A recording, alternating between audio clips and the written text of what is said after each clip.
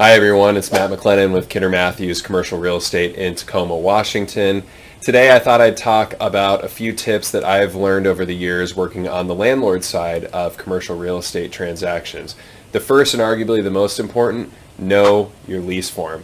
I can't tell you how important it is to know every clause of your lease form, have it memorized, read it often, make sure you understand all of it. About 9 out of 10 times when there's an issue on the property or a question that comes up, it's probably spelled out in the lease form, so know it.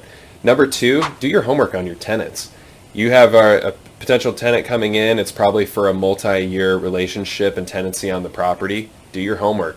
Find out where their other locations are. If they are local locations, go drive by and take a look at them to see how they're currently operating them.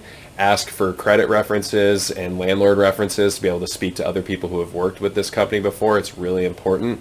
And on that same note, it would be the next one, which is review their credit history. Ask for financial documents. Now, this has become pretty common practice, but it gets looked over more often than you would think. So profit and loss statements and balance sheets at minimum, potentially tax returns. Make sure you understand your tenant's ability to pay your rent. That's what it really comes down to, right?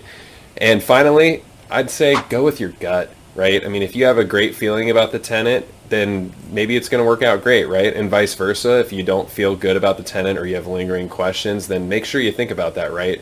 They might be willing to pay the most rent and have the most aggressive deal structure for your property. But if you don't have a good feeling about them or their use or their credibility, then go with your gut. I mean, there's always going to be other tenants out there. So just something to think about. In any event, I hope that helps you out a little bit as you're working on tenanting your properties. Obviously, if you need any help finding tenants, please give me a call. I'm always happy to lend a hand or answer any questions you may have. Thanks for watching.